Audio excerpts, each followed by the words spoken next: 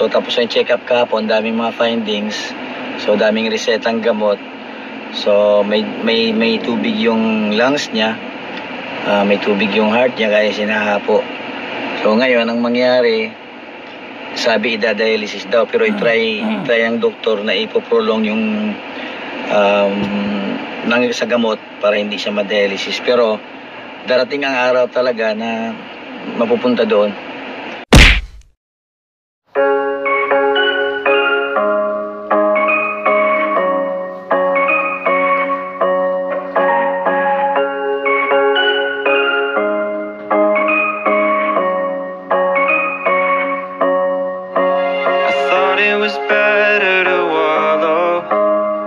Swallow my pride and admit that my life was feeling so hollow and I couldn't handle it.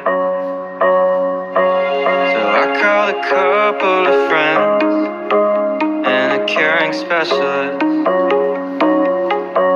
and I talked through all of my problems till they started to shrink a bit.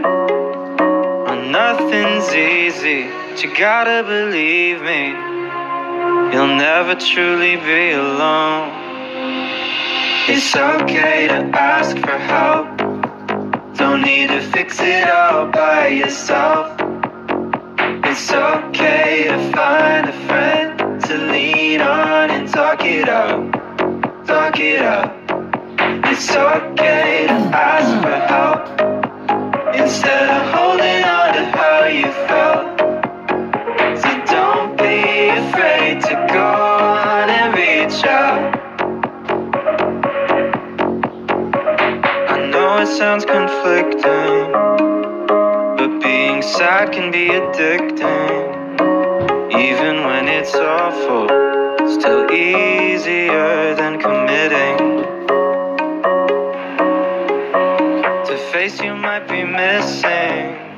Okay ka lang? Ikaw dong.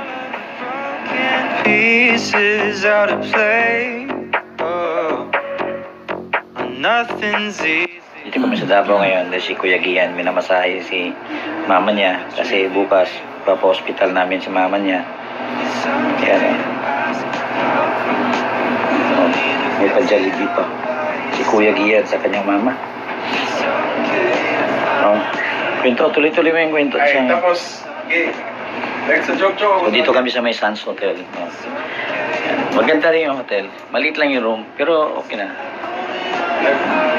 Nag-joke ako sa kanya, no? Like, biro-biro ko siya ba? Trabaho din ako araw-araw din. After ng... Saka hindi major yung problema, yun lang yun. After nyo dito, magdiretso di ba lang? Hindi na, saka na lang yung lang. Saka na lang yung lang. Kasi, tingnan mo, maglakad nga, hindi na, di ba? Baka itong wheelchair nga to, baka iramin ko to bukas. At kailangan ko lang. Pag pag term break ko, ma-jogging tayo.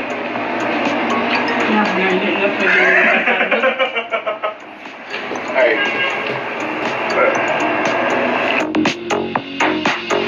There's nothing to fear. Oh, So, ngayon, punta kami ng palab muna kami. Tapos, after ng laboratory, diretso kami sa may Siemens Hospital sa Amusot dito sa Davao. Alright, say hi mama. Okay ka lang? Ayos lang. Hinahapo kasi si Mrs. Matindi na yung hapon niya. Konting lakad lang. Hinahapo na kagad. Kaya, sa hospital natin. Siemens Hospital.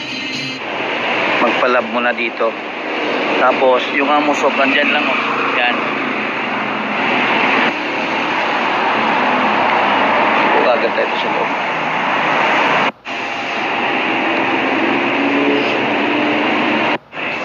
Boy, sir.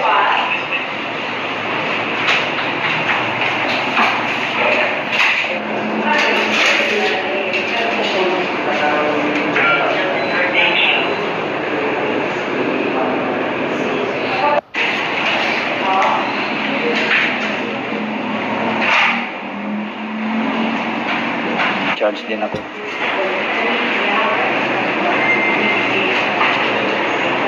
yung result ng laboratory ni Mrs. Alauna pa, mama, no? So, mag-check-in ulit tayo sa hotel. Kasi mahirap yung nakatambay lang tayo. Pwede naman dito sa coach, pero siyempre, kailangan ko rin matulog din, Del. Maaga ako nagising kanina, last stress, tapos nakabalik ba ako tulog? Parang, yun. So, kanina, yung ulam mo, saka yung food mo doon, kanina sa clinic, binili ko lang doon sa may labas ng Amosop. May karinderya doon. So, 2 bola-bola, isang tubig, isang, ano pa ba yun? Pinakbet, saka isang rice. 75 pesos lang yon, diba? Sa Maynila mo, subukan mo bumili ng gano'n. Baka kulang-kulang na lang 200.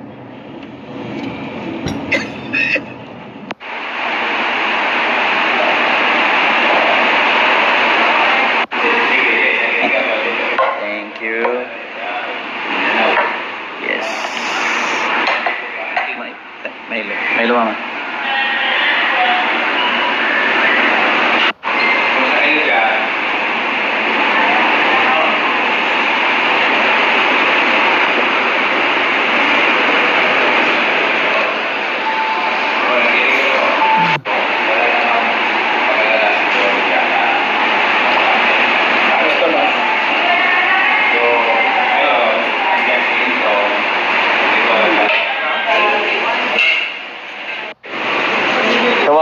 Tawagin lang ko doon.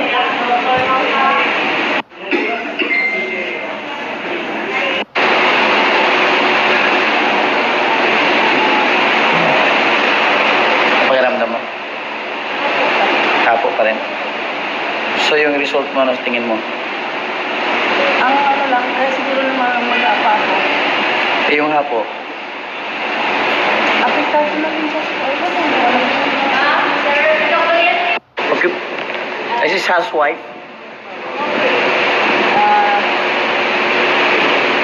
How you came here today, ma'am? What problem? Diabetes. So you came here today for follow-up checkup?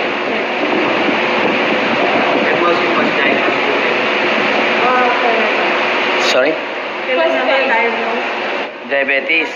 I think like 5 years ago, 4 years ago something. So are you taking any maintenance medication for diabetes? Insulin. Okay.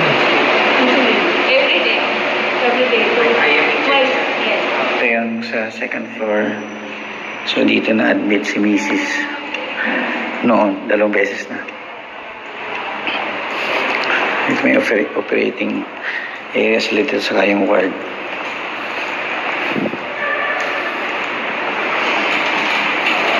Ganda, malinis na, malinis na. Malinis. Malinis talaga sila.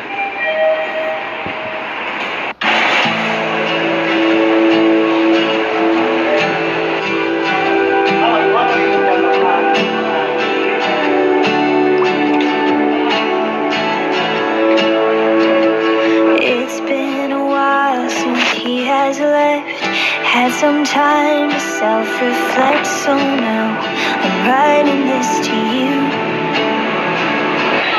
Tama? Matong-mato ng grab driver mo. High-waisted lang. Ha? Ay.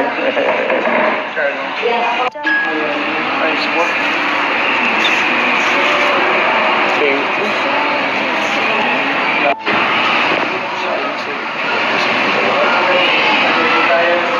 So ginawa namin manginasal to, yung Amosop. Hinintay kami ng result ni Mrs. alas 7, alas 8 na ng gabi. Simula kanina alas 6, alas 5 na. So nantay kami ng 4 hours na result niya. Kaya dito na rin kumain. So uwi kami ng Jensen, bibili na kaming gamot ni Mrs. So tapos na pa-check up niya, maraming ipapalo up din. So maraming seta ang gamot. So kagabi natapos na yung alas 10, no? So ang update kay Mrs. So tapos na yung check up kahapon, daming mga findings. So daming resetang gamot. So may tubig yung lungs niya. may tubig yung heart niya kaya sinahapo. So ngayon ang mangyari, sabi idadialysis daw, pero try ang doktor na ipoprolong yung sa gamot para hindi siya ma-dialysis. Pero darating ang araw talaga na mapupunta doon, pero ipoprolong ng doktor. Kaya maraming gamot na nireseta na yayamanin na mga gamot. Kaya uwi muna kami dyan, San. May bibili lang kaming gamot dito sa clinic nung kanyang doktora. Tsaka daan tayo ulit sa ano, kung hanggang kailan yung... Hindi, monthly yun. Babalik ka pa naman December 6. So, pwede naman. Weekly man yan. Kaya nga, so 4 times. Alright.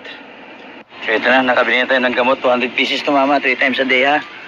Yan, 3 times a day yan. Tapos, kayo magbabiyahe kami. So, ito. May fries kami na cheesy fries. Saka, ito yung juice mo. Oh, baka mabasa, ha? Open yan. Okay. Yan. Tapos sa akin is coffee. Yan. Good. Got fries. Fries. Oh, 3 times a day to. May tatlo pa kaming gamot na bibilihin, which is yung isa, mahal masyado. 3,000 yun. Isang gamitan lang. So, uwi na kami dyan, San. O, mama.